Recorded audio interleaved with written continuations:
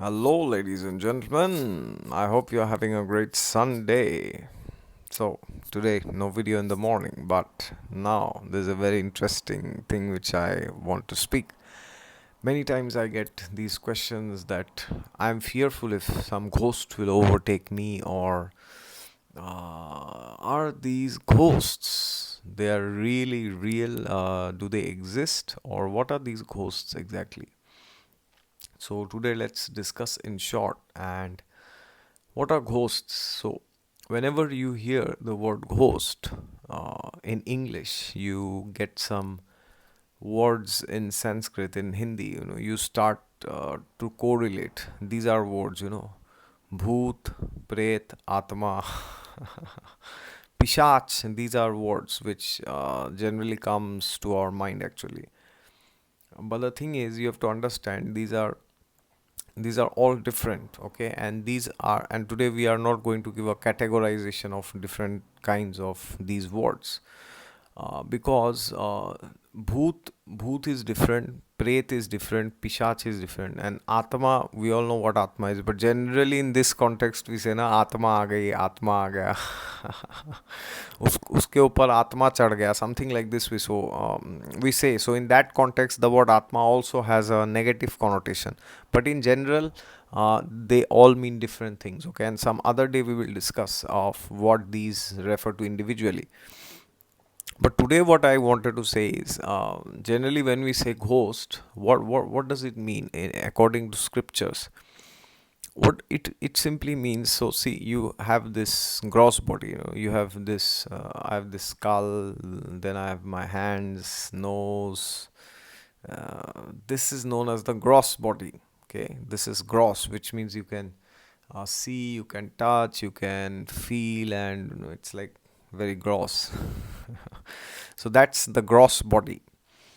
But that's not all in all. Science, modern science has domain up to the gross body. It's very difficult to scientifically study anything which is beyond gross, which means there is something above gross, which is known as subtle body. So what happens is we have this gross body, which we see, which we think we are, but actually we are not this gross body. We are also not the subtle body. So scriptures explain there is another covering. So the soul is there in the region of the heart, and then there is a covering of the subtle body.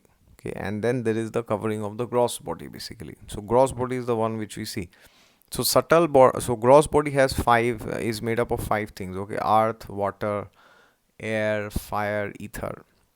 And these five things make up the gross body actually, and depending on the amount of these components, the bodies differ, actually the body parts differ. Okay, so your nails have a particular composition of earth, water, fire, air, and ether. So and your palm has a different composition. That is why they look different, they feel different. Your hairs have a different composition. So depending on these five elements, this gross body is constituted. Okay, but the subtle body is constituting of three things. One is mind, intelligence, and false ego. Okay, which is known as man, buddhi, ahankar. These three things. Three. So what happens is the whenever we say we are actually seeing something. Okay, so I am seeing my bed. I am seeing my wardrobe. But actually, I when I say I am seeing, what happens is we think we are seeing through the eyes actually. Okay, but there are two eyes actually. One is this gross eye which we have, and then another is the mind's eye. Okay, so you can close your eyes and you can think of something. You will see that you are able to see that object even if your physical eyes are closed. So that means you are able to see with your mind's eye. Okay, so sometimes you are seeing something, but you are in some other world. That's why they say you are where your mind is. So therefore the subtle body has these three components. So mind is the lowest, then intelligence is higher, and then false ego is the highest. So The false ego is the one which which controls all of these other things. Okay, the intelligence, the mind, and all of these five elements.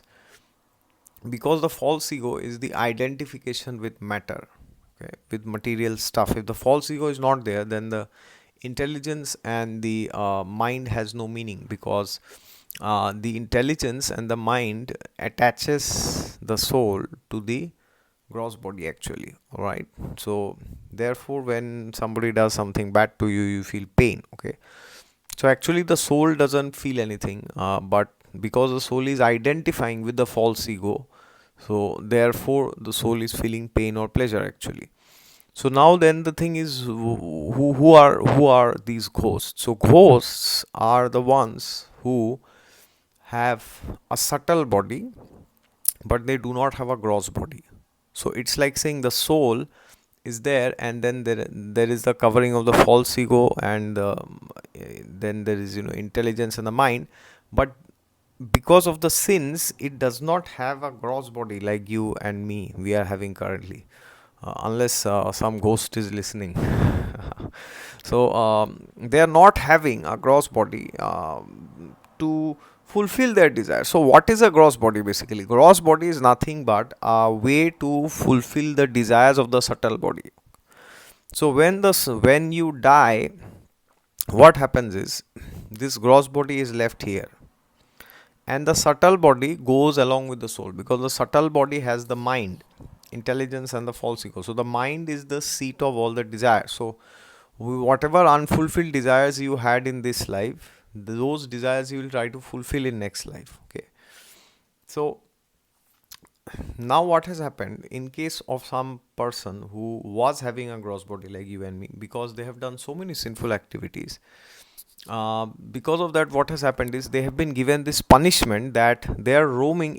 Imagine you are roaming, you can see everything, you can feel everything, not physically, but as a soul you can feel, but you cannot touch, you cannot enjoy. I mean, you can't do anything. Imagine how frustrating it is, right?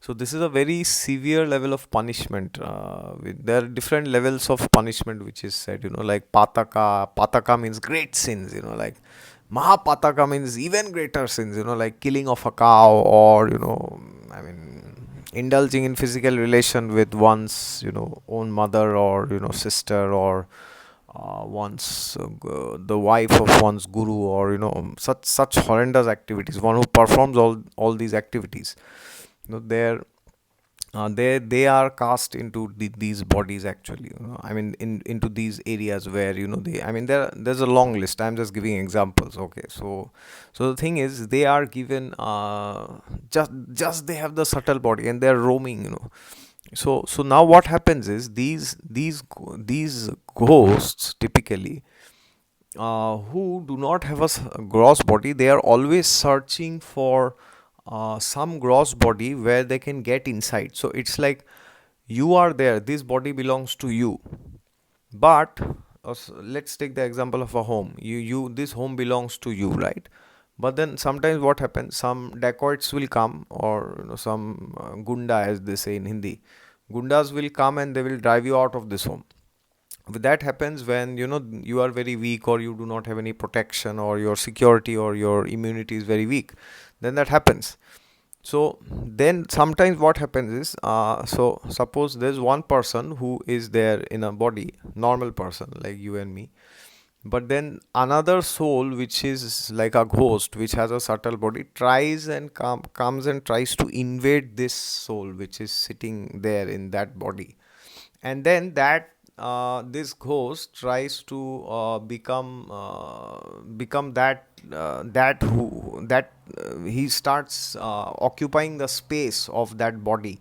So that soul starts controlling this body, and that's a very precarious situation, because imagine the level of fluctuations which the original soul who is in charge of this body will be going through. Imagine suddenly you are out of the home, suddenly you are inside, you are fighting all the time, right? So this is what ghosts do actually. They will try to find a gross body. Okay, Now of course that's but natural. If that is there in your karma, only then this will happen. Okay, so we have in Bengal we have the example of a very famous dacoit. His name was Chandra Rai. He had done all sorts of nefarious activities. And then there was a Brahma Rakshas. Brahma Rakshas means a Brahmin who had committed sinful activities. Okay, it's a very, very sinful thing to do. And that Brahma Rakshas had gone inside his body actually. Okay, and then this Chandra Rai was being tortured day and night. Every moment he was seeing hell actually, because this ghost was torturing. And then one great personality he came and saw, and then this ghost who was there in Chandra Rai's body started begging this great personality that please free me from this suffering. Not Chandra Rai, the ghost who was tormenting this Brahma Rakshas started telling this great personality that please bless me that I can get out of this hellish body of this sinful Chandra Rai. Because of my sins, I have been punished to come and occupy a sinful body like this. Okay. So it is not even a great situation for the ghost also. So don't think that they are also liking this very much. But sometimes, yeah, depending on their disposition and depending on their consciousness, this can affect both of them. But now let's take the worst case scenario. Suppose you are very good and this ghost who will enter your body is not very good. Then the ghost might torment you. And at times the ghost may force you to leave this body also. It can also happen at worst times. So the best thing to do is to strengthen your spiritual practices, okay, to be at the level of the soul, because then none of these can touch you actually. So every morning, if you chant the Vishnu Sahasranam, or if you have any fear, then in the night you can put the Vishnu Sahasranam and sleep, or some Vishnu mantra you can play, or Narayan Kavach you can hear, or Nursing Dev's prayers you can do Nursing Aarti and sleep. Okay, so generally when I sleep, I always try my best, not always, but I try my best to do Nursing Aarti and then sleep, because then we are sanctifying the place around us, and then none of these evil spirits can haunt us actually. And that is why they blow the conch, the shank, which we blow before opening God's altar. Before taking darshan, we always blow the conch, because it is said that whoever, till wherever the sound of the conch reverberates, till that place, all these ghosts, bhoot, pret, atma, pishach, and all these, they just blow away. They cannot stand wherever there is recitation of the Srimad Bhagavatam. In fact, it is said, sometimes the ghosts can also be sitting and listening, and then they immediately get gross bodies, very soon. These examples are there. We have this example of what was his name? I forgot. But there was one ghost who got punished, and his name was Dundukari, I guess. I'm not very sure. Yeah, I think it was Dundukari, I guess. I'm not sure. I'll check that and tell some other time. But this ghost was sitting in the tree actually, and Srimad Bhagavatam was going on. He had conducted a Bhagavad Saptah. He went into somebody's body and said that please conduct Srimad Bhagavatam session. I want to listen so that I can be purified. And then after 7 days of listening, the airplane from the spiritual world, Vaikuntha airplane, came, and Nanda and Sunanda, two associates of Lord Vishnu, four-handed form, they said, my dear ghost, you have perfected your life. Now it is time to return back to the spiritual world. So he got freedom from all his good, bad karma, whatever is there. And as Krishna says in the Gita, Yad gatva nanivartante tadhama paramam mama. One who reaches back to my abode never returns back. So this ghost went back to the spiritual world. So what to speak of getting haunted by a ghost? If you also become a ghost someday, God forbid, because of your sins, or I become a ghost, now you know what we should do.